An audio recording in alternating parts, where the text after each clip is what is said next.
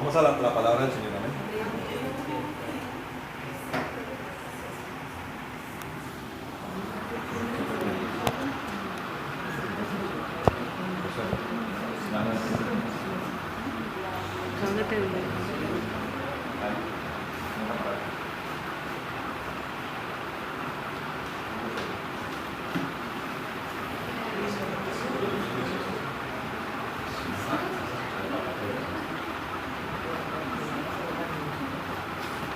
Bueno,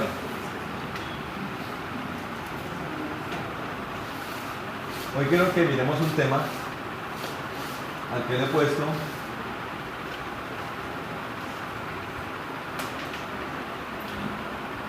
los pasos de la obediencia. Amén. ¿Quieren mirarlo, sí o no?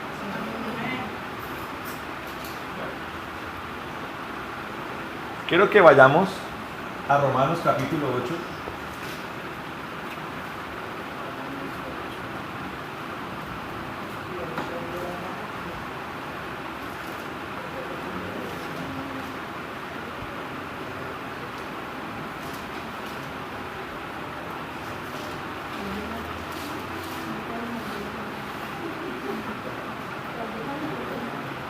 Versículo 29 y 30, vamos a mirar primeramente. Amén. Dice la palabra del Señor. ¿Lo tenemos? Dice, ¿qué tenemos hoy, Ludmila? ¿Tenemos qué? ¿Hace cuánto no la tomábamos? ¿Hace días? Hace meses. No, no se podía perder uno hoy. Me pueden pasar otros tantos meses. Dice la palabra del Señor. Sabemos a los que antes conoció. Diga, antes conoció. Sabemos a los que antes conoció, también los predestinó para que fuesen hechos conformes a la imagen de su Hijo, a fin de que Él sea el primogénito entre muchos hermanos.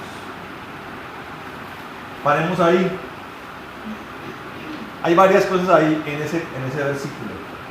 Una, a los que antes conoció. Dos, a los que predestinó. Y tres, hechos para que fuesen hechos conforme a la imagen de su Hijo. Y cuatro, para que Él sea el primogénito de muchos hermanos. Entonces, lo primero que hay que mirar allí es a los que antes conoció. Eso ya lo he explicado. Entonces vuelvo y pregunto, el Señor Jesucristo, o Dios, antes en dónde nos conoció. Entonces usted va por ejemplo, va por la calle, por el centro. Usted se queda mirando a la persona, esa persona se lo queda mirando a usted y le dice, yo te la conozco, señora, de algún lado, yo la he visto. Usted se queda mirando a la persona y le dice, pues usted también se me hace como familiar, pero entre los que me parece no logra la persona entender dónde fue que lo conocí. Imagínense, pudo haber sido en un paseo, en una oficina de trabajo, en la universidad, en el colegio, en la niñez. Aquí el Señor dice a los que antes conoció. ¿Dónde nos conoció el Señor antes? Ludmila pone mirada de que está pensando. ¿Dónde nos conoció antes el Señor, hermano? ¿Dónde? ¿En el pecado? No. Antes de eso. Correcto. ¿En dónde estábamos antes de la creación del mundo?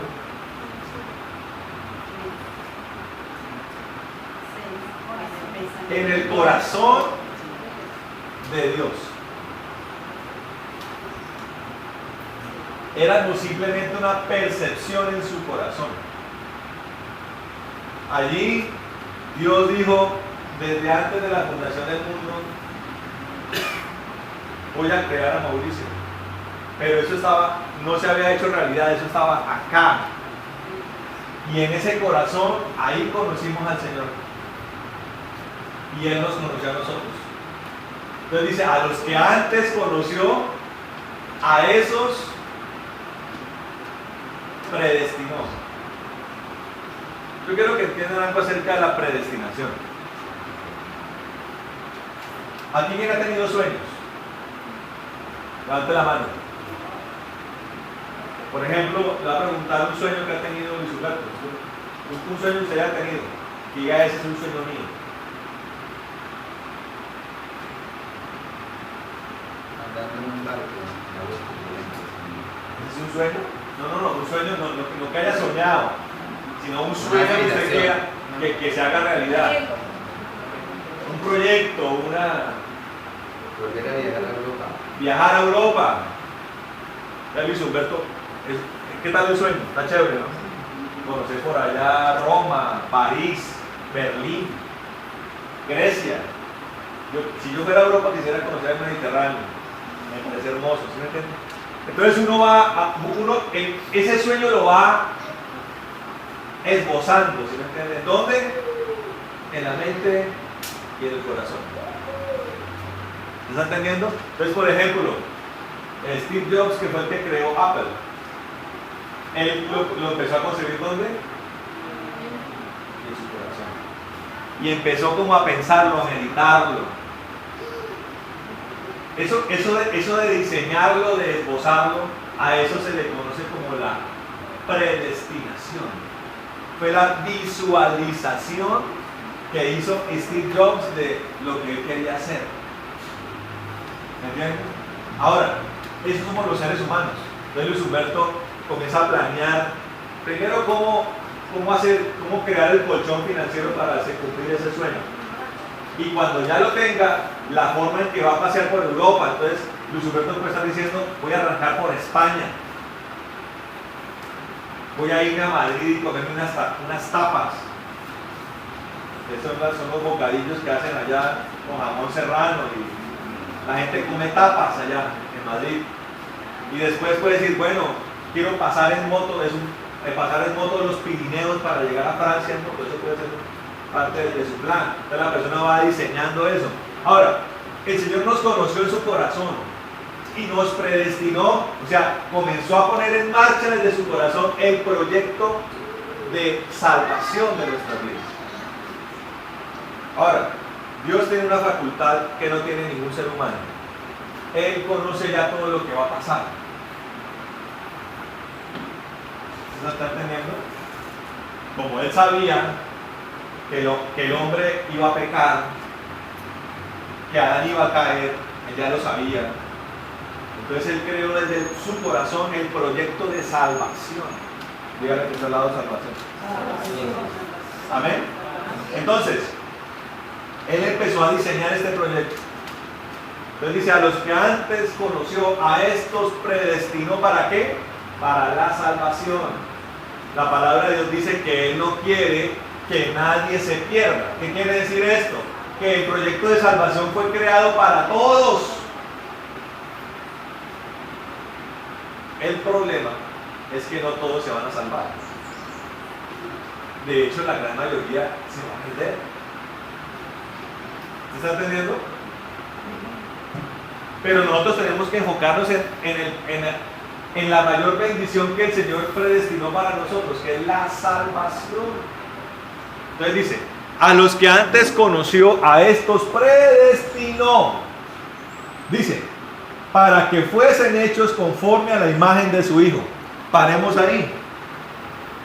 Entonces siempre nos han dicho, y no sé por qué razón, esas dos cosas se separan. Cuando, a mi modo de ver la palabra, vienen siendo parte de una misma cosa.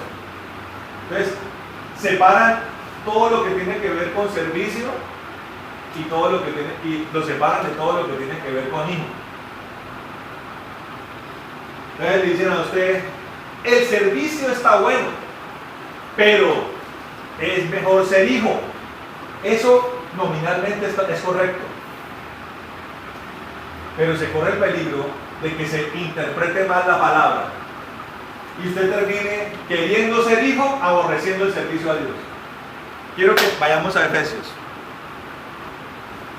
¿Lo miramos o no? ¿Hasta aquí está interesante o está aburrido? Si está aburrido, podemos irnos entonces ya, acabamos el culto ya. Pero creo que no, ¿cierto? Capítulo 4 de Efesios. Dice acá: por eso yo, prisionero, diga prisionero en el Señor.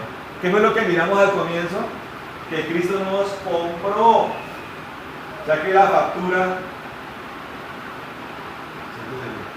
Cristo nos compró. O sea que la factura de Carlos Alberto Gómez dice que es propiedad de quién. ¿De quién? No, ¿de quién es? ¿Usted es dueño? ¿Quién es dueño suyo? El Señor. ¿Sí me entienden? No se me despisten. Entonces dice acá el apóstol Pablo: por eso yo, prisionero en el Señor, os exhorto a que andéis como es digno de él. Siéntese. Siéntese. Como es, mire, os exhorto a que andéis como es digno del llamamiento a los que antes conoció, a estos predestinados, ¿cierto? Con que fuisteis, ¿qué? Llamados. Con toda humildad y mansedumbre, con paciencia, soportándoos los unos a los otros. Entonces estamos diciendo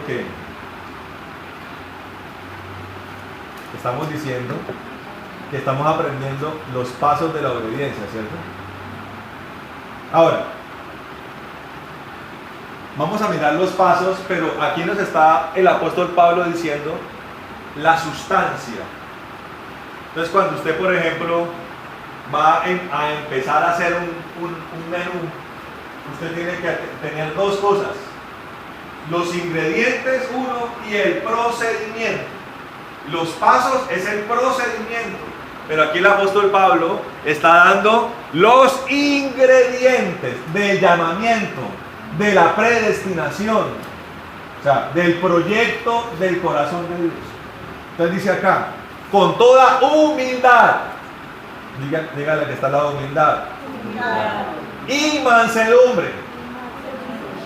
Claro, esto es corroborado por lo que el mismo Señor Jesús dijo: aprended de mí, que soy manso y humilde de corazón. ¿Quién es la expresión máxima de la obediencia? Jesucristo. Y Él dice: aprenda de mí, que soy manso y humilde de corazón. ¿De qué? ¿De apariencia? Es que hay que tener tolerancia. Tenemos que tener fraternidad. Tenemos que amarnos unos a otros, respetándonos nuestros respetándonos nuestros pensamientos y nuestras formas de pensar. Eso se llama humildad y mansedumbre de apariencia. A la hora en que algún sector de la tierra se vuelva como Sodoma y Gomorra, el que no sea homosexual lo persigue. Hasta ahí se acaba la humildad. Por eso, el día que los bandidos se tomen algo, hasta ahí. El día que haya el día que haya un estado, otra vez, un estado no laico, sino un estado católico, prepárese para la persecución de los cristianos. Si somos hermanos, seguimos el mismo Dios, dice. Pero si llega a haber un rey católico, los primeros que van a ser perseguidos son los cristianos, que no siguen a la iglesia católica. Hasta ahí se acaba. Por eso el Señor dice: yo soy manso, aprenda de mí que soy manso y humilde, no de apariencia, de corazón. ¿Qué quiere decir esto? O sea, soy manso y humilde ante los ojos de mi Padre. Amén. La especialidad de Jesús era ser manso y humilde ante los ojos de quién. ¿Ante los ojos de Caifás? No. ¿Sí? ¿Ante los ojos de Caifás? ¿Ante los ojos de Sanedrín?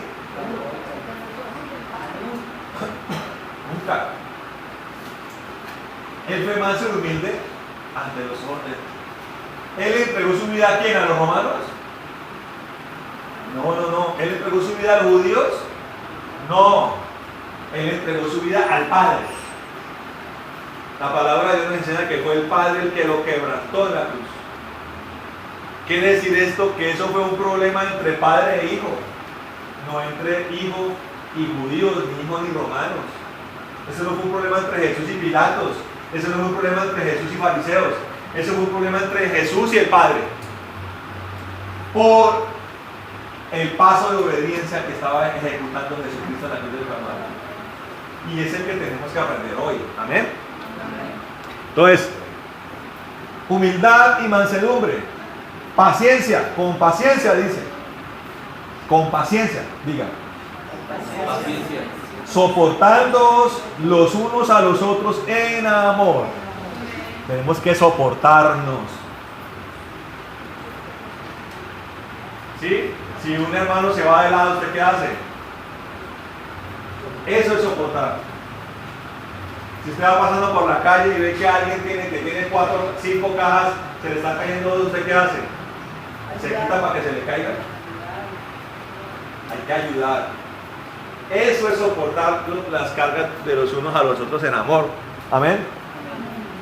Dice, procurando con diligencia guardar la unidad del espíritu en el vínculo de la paz. Amén. Hay un solo cuerpo, uno solo, y un solo espíritu. Así como habéis sido llamados a una sola esperanza de vuestro llamamiento. Hay un solo Señor, una sola fe y un solo bautismo. Un solo Dios y Padre de todos, quien es sobre todos, a través de todos y en todos. Sin embargo, a cada uno de nosotros le ha sido conferida la gracia conforme a la medida de la dádiva de Cristo. Por esto se dice, subiendo a lo alto llevó cautiva la cautividad y dio dones a los hombres. Pero esto de que subió, ¿qué quiere decir a menos que hubiera descendido también a las partes más bajas de la tierra? ¿Quién descendió a las partes bajas? Antes de subir al cielo, ¿qué hizo el Señor?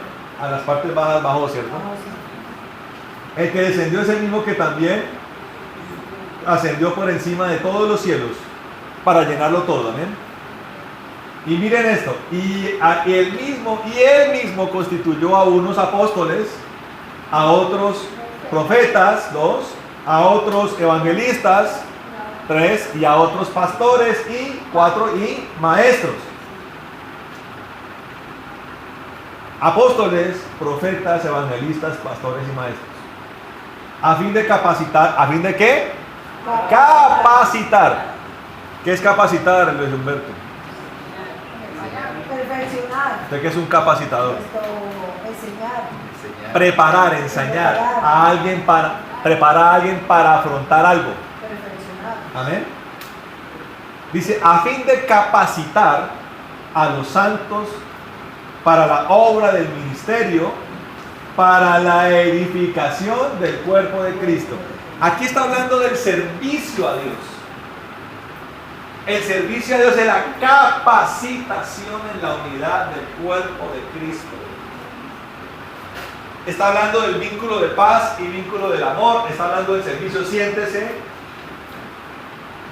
Está hablando del vínculo del amor, de la capacitación del cuerpo de Cristo. Dice acá, para la edificación del cuerpo de Cristo. Mire esto, hasta que todos alcancemos la unidad de la fe y del conocimiento del Hijo de Dios.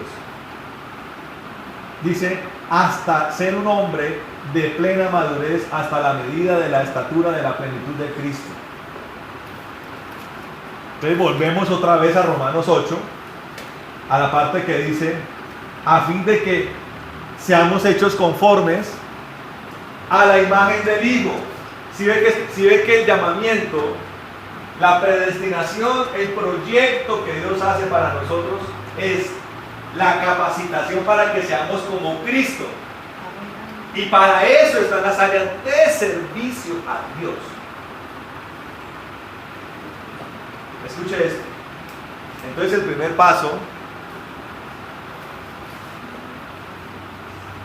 el primer paso de la obediencia se llama aceptar la predestinación. Y aceptar la predestinación es aceptar el proyecto de Dios. Amén. Aceptarlo. Y el proyecto de Dios es edificar al cuerpo de Cristo en su totalidad, para llevarlo a que sea como Jesucristo. Ahí es donde discernimos una verdadera iglesia, no una iglesia aparente. Una iglesia aparente dice: venga usted, señor gay, venga usted, señor pervertido, venga usted, señor ladrón, venga usted, señor pederasta, venga usted, señor mujeriego, venga usted, señor borrachín, venga usted, señor idólatra, venga usted, señor brujo, venga usted, señor hechicero. Hagamos una iglesia en amor y fraternidad. ¿Me estoy equivocando yo? Seamos una iglesia, seamos como Cristo, seamos como Cristo. Lo que está diciendo este señor es: siga siendo degenerado, lo único que importa es que usted esté con nosotros. Están tan incluyentes que ahora hasta los ateos están siendo llamados: venga para acá, hagamos parte de esta iglesia, aunque no crean. Pero el verdadero cuerpo de Cristo no es ese. El verdadero cuerpo de Cristo es el que presta su vida, el que acepta el proyecto de Dios y el que se dirige a la capacitación para ser como Cristo. ¿Quién le da un aplauso al Señor?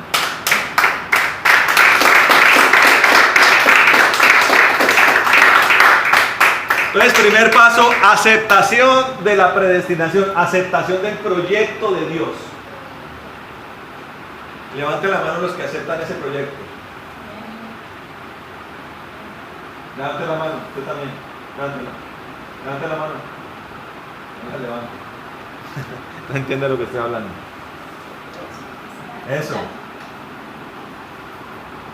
Entonces, primero la aceptación. 2. Decidir cumplir el llamado. Porque una cosa es aceptar, decir: está bueno eso, yo quiero eso. Ese proyecto está tremendo. El diseño está tremendo. Los estudios están tremendos.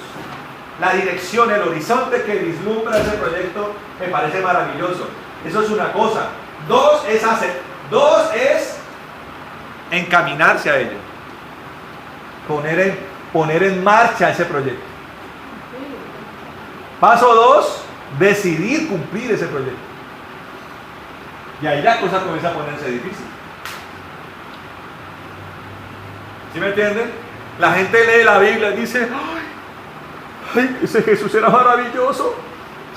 Ese apóstol Pablo, inmaculado y sabio. Y Juan, el apóstol del amor, qué lindo. Ese viejecillo. No, la gente en serio. Estoy hablando de la gente que lee la Biblia. La gente que ni lee la Biblia, ¿qué puede pensar de la Biblia? La gente que no lee la Biblia todavía se imagina, todavía se hace una imaginación de un Cristo vengativo por allá en el Antiguo Testamento y dice: no la leo porque me vuelvo loco. Mejor le creo a este Señor que habla de que el ser humano es bueno, de que somos más los buenos que los malos.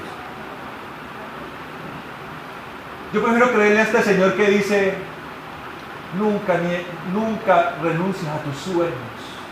Sueña alto y vuela alto. ¿Eso qué es, hermano?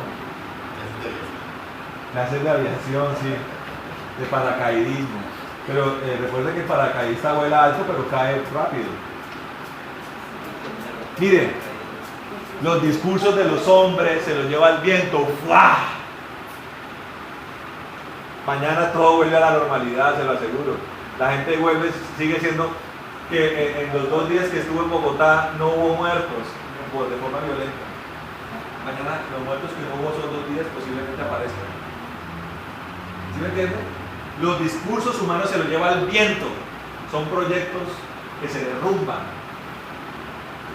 Esos son los proyectos que es lo que la palabra dice, que son las casas construidas sobre la arena. Pero los proyectos del Señor Jesús son construidos sobre la roca. ¿Quién dice amén? Amén. Entonces está el llamamiento y está el aceptarlo, y ahora está el segundo, ponerlo en marcha. Ahí la cosa se pone bien peluda, hermano. Y eso no es un proceso. Yo quiero que nos quitemos esa mitificación del tal proceso. ¿Y usted cómo anda, hermano? Pastor, voy en el proceso. ¿Qué es eso? ¿El proceso de qué? Voy en el proceso. Ese es el principal argumento de la justificación. El Señor le dijo a Mateo, ven conmigo. ¿Y qué dijo Mateo? Señor Jesús, espera que tengo que pasar por el proceso. ¿Sí fue así? Y le dijo a Juan y a Jacob, muchachos, Señor, yo soy pescador, de eso es de lo que vivo. Y mi papi, y mi mami.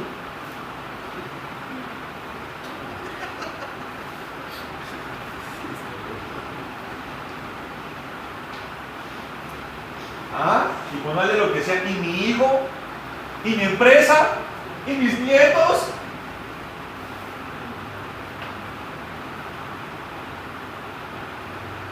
Ellos siguieron al Señor de manera inmediata. Eran todavía muy pecadores, sí, pero el proceso lo hicieron simultáneamente con el servicio a Dios. Es que todavía no estoy listo. ¿Y cuándo es eso? Yo le pregunto, ¿cuándo será que yo estoy listo? ¿Que usted está listo? ¿Que yo estoy listo?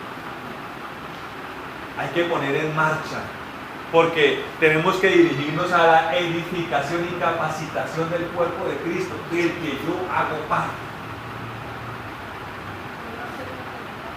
Pero eso es algo muy excepcional, porque... Bueno, pregúntale, Dios mío. No, es que se me ocurre que cuando dice que todo será lo que es, no,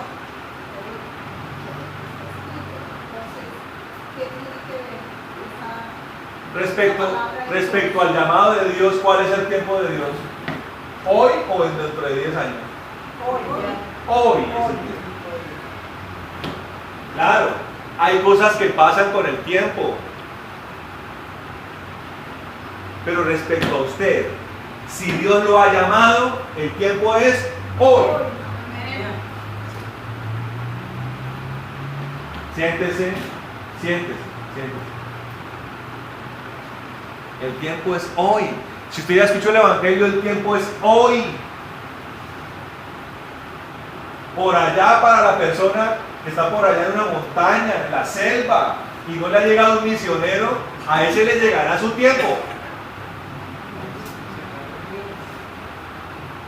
Y en eso pueden incluirse muchas cosas. El juicio de Dios viene en su tiempo. ¿Cuál es ese tiempo? Cuando se cumpla el número de los escogidos.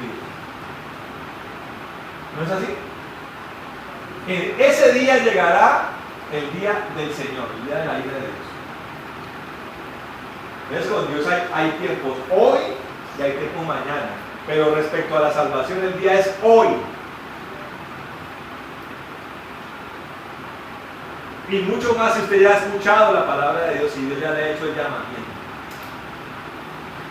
Por eso hay que ir con prontitud a la aceptación. Usted no puede empezar a filosofar. ¿Qué será la predestinación? Entonces será que unos están destinados a ser salvos y otros están destinados a morirse en la caldera. No. La predestinación es que para todo ser humano el proyecto de vida de Dios es la salvación. Pero dependerá de usted si acepta o no ese proyecto. Amén. Primero hay que aceptarlo, hay que entender, sí, el Señor hizo todo un plan perfecto de salvación. Segundo, hay que encaminarse hacia el cumplimiento de ese proyecto. Hay que dar los primeros pasos. Amén. Hacia esa empresa, hacia ese objetivo. Amén. Usted tiene que empezar a tomar decisiones.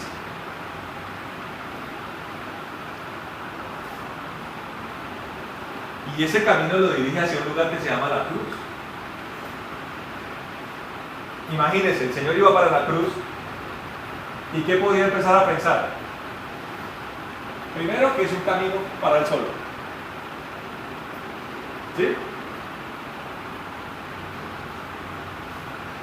Yo le hago una pregunta. ¿Usted no cree que el Señor Jesús permitió que pasara lo de Pedro y lo de los apóstoles para que ellos no murieran antes de tiempo? ¿Usted qué opina?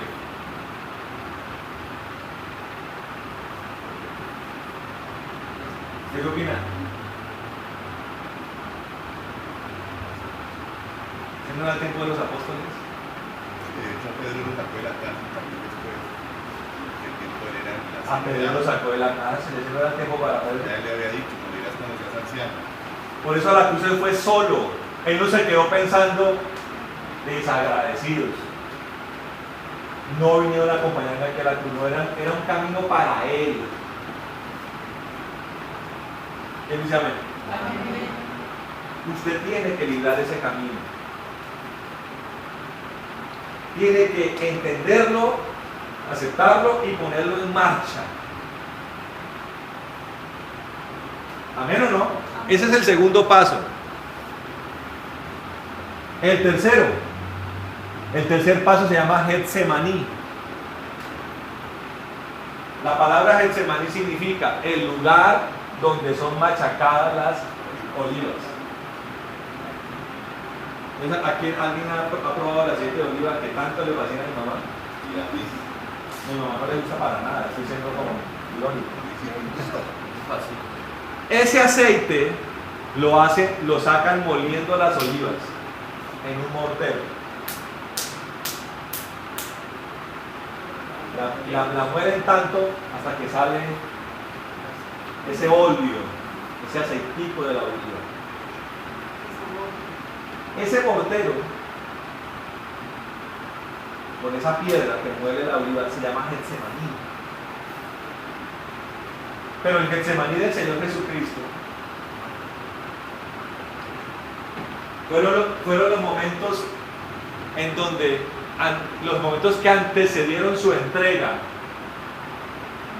cuando ya vio el panorama de su muerte ante él. Dice la palabra del Señor que ¿el qué? ¿Sudó qué? Sangre.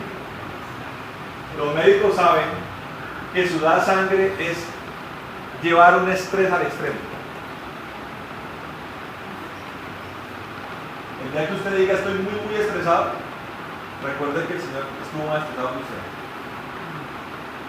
porque sudó sangre. Él empezó a imaginarse esos clavos pasándole por sus manos. Él empezó a imaginarse esos clavos pasando sus pies. Él empezó a imaginarse toda la tortura por la que iba a pasar. ¿Sí me entienden? Yo quiero que usted tiene que empezar a entender que hay un precio que hay que pagar por ser cristiano. Y que eso le puede generar un estrés en su vida. Un momento de determinación. Ahora, está el momento de aceptar el proyecto. Está ponerlo en marcha, y ese ponerlo en marcha lo lleva a un Getsemaní, donde usted va a tener que tomar determinaciones. Amén. Allí el Señor sudó sangre y la vertió sobre tierra. O sea, empezó su sacrificio en Getsemaní. Amén. Ahora, Getsemaní ocurrió en el lugar donde también el Señor oraba al Padre. Ese era su lugar de retiro. Díganle que ese era su lugar de retiro. Antes de derramar las gotas de sangre, escuche esto, antes de derramar las gotas de sangre, ese lugar era el lugar donde el Señor oraba. El antecedente de un Getsemaní, entonces, es una vida de comunión con Dios. ¿Amén o no? Amén. Una vida de apartar tiempo para Dios. Es en ese proceso donde usted hace evidente que usted renuncia al mundo.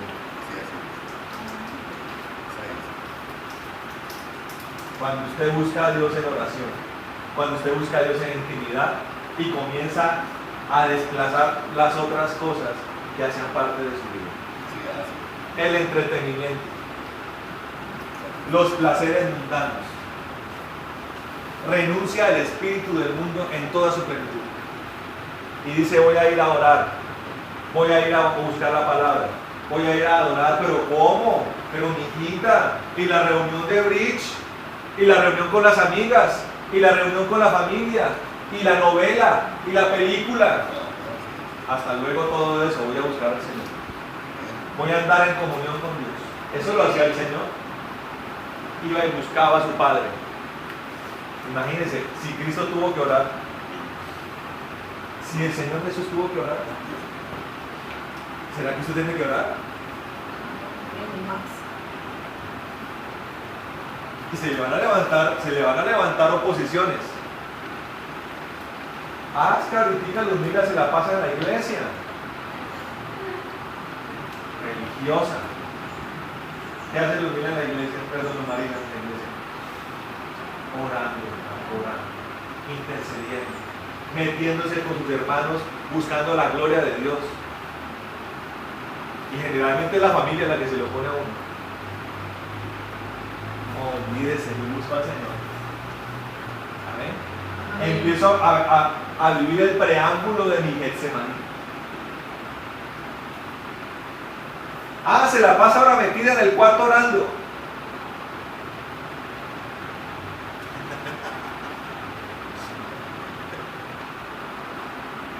¿Qué tal la gente criticando al Señor?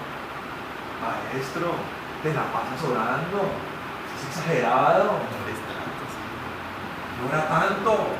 Religioso, fanático. Se la pasa adorando a Dios.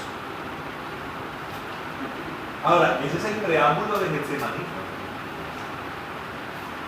Cuando ya viene Getsemaní, es cuando viene el desgarramiento completo de su vida y el mundo, incluyendo familia y todo.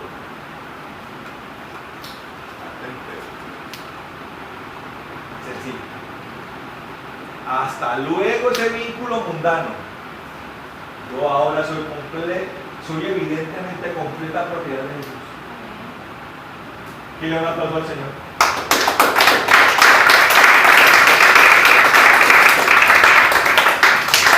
Ahora, ese fue el ejemplo que siguieron los apóstoles, ¿no? ¿No le tocó a Juan vivir Patmos? En Getsemaní de Juan se llamó Patmos. Oiga, Patmos es una isla hecha en pura piedra. Era una cantera de piedra y allá había una cárcel. Allá llevaron a Juan, el apóstol.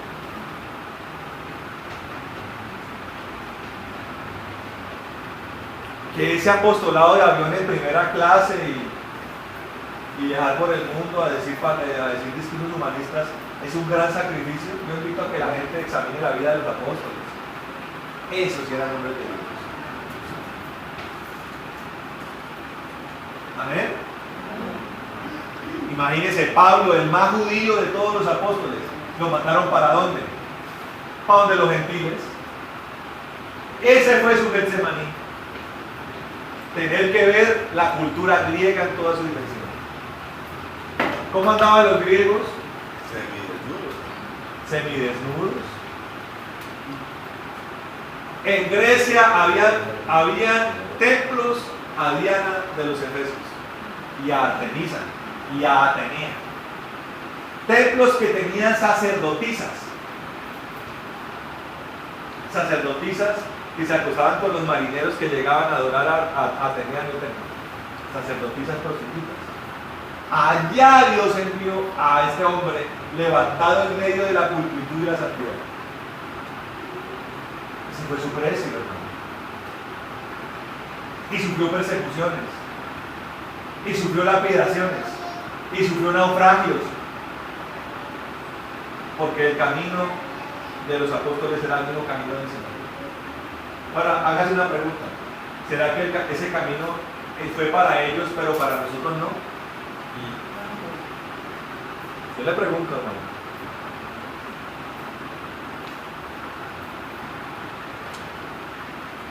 Es el camino que tenemos que pasar. Y todo tiene pasos. El segundo paso es en poner en marcha el proyecto. Pero de ahí hay que llegar a Getsemaní. Y hay que ir dando pasos.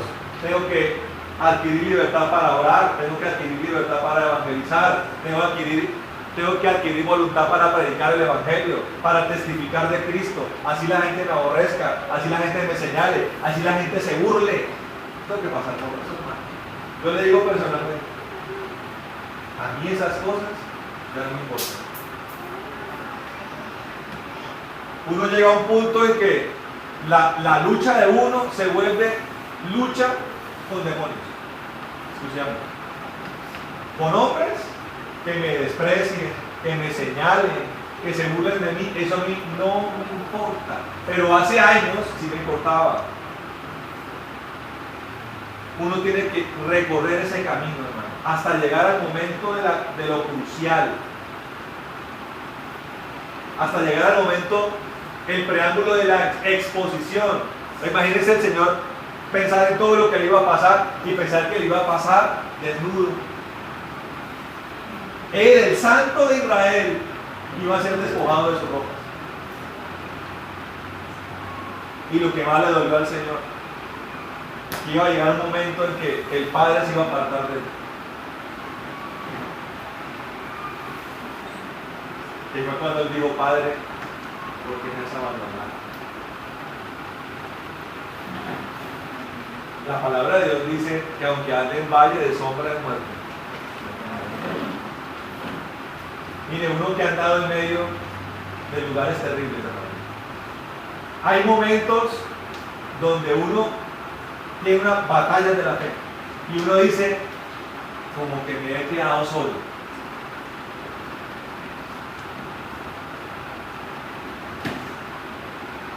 Yo no estoy hablando de batallas cotidianas. Estoy hablando de momentos muy cruciales en su vida cristiana y ministerial. Donde usted va a pensar, me quedé solo, como que me quedé solo.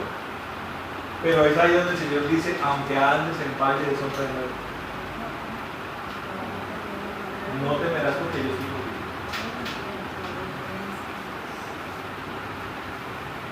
Amén. En ese momento donde todo el mundo lo desprecia. En ese momento donde todo el mundo lo tiene de loco. En ese momento donde usted sienta que todo el mundo se levanta contra usted, ahí Dios le va a demostrar que Dios está con usted. Y le aplauso al Señor.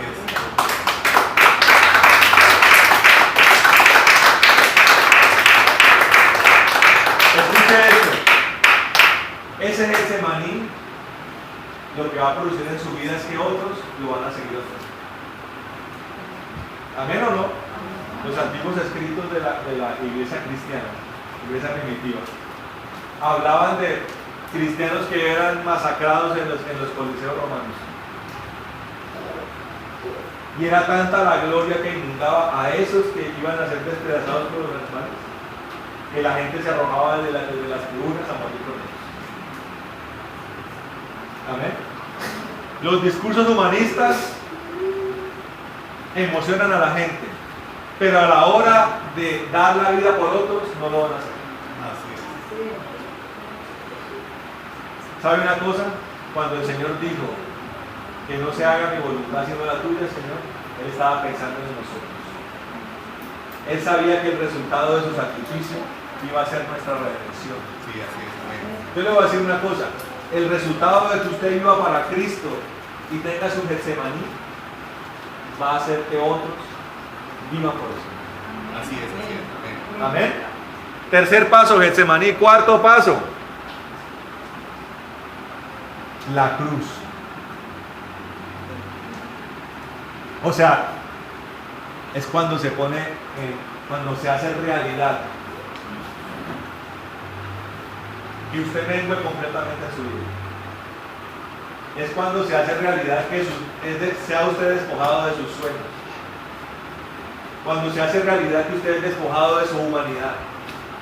Es cuando se hace realidad que usted es crucificado para el mundo y el mundo crucificado para usted. Y le voy a poner ejemplos, hermano. misioneros que permiten ser comprados por esclavistas para ser llevados a donde están los esclavos. ¿Usted sabe lo que eso significa? Cuando usted es comprado por un esclavista, tiene que entender que nunca más va a volver a poder ver a su familia.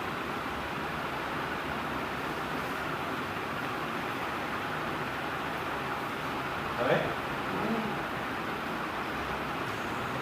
¿Se entiende eso o no lo está entendiendo? Cuando usted se evidencia la propiedad de Jesucristo, usted puede llegar a un momento en el que no va a volver a ver a su familia.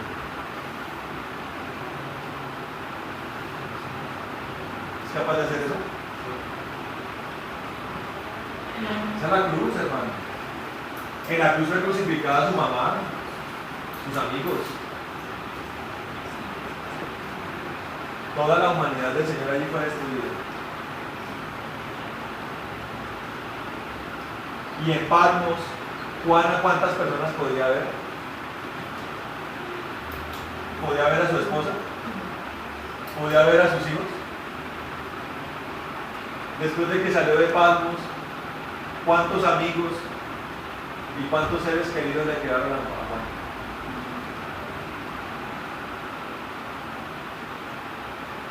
Así ya nos lleva el Señor, hermano. Y yo no puedo esconderle eso a ustedes.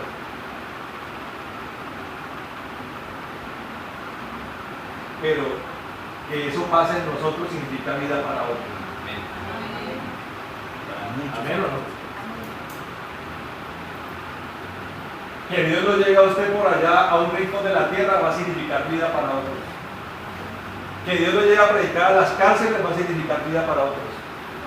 Amén. Aquí se cumplen los sueños de Dios, no los sueños de los hombres, hermano. Los sueños de los hombres son riqueza, comodidad, sueños terrenales. Es que quiero estar bien. Cuando la palabra de Dios habla de bienestar, hace un énfasis en el bienestar del alma. ¿Y el bienestar del alma cuál es? La salvación. ¿Amén o no? Amén. Esa es la cruz, hermano. Esa es la cruz. Ahora, en ese orden de ideas, tiene mucha razón lo que dice Jesús. Primero hay que aceptar, segundo hay que poner en marcha, tercero hay que llegar a Getsemaní, cuarto la cruz. Ahora yo hago una pregunta.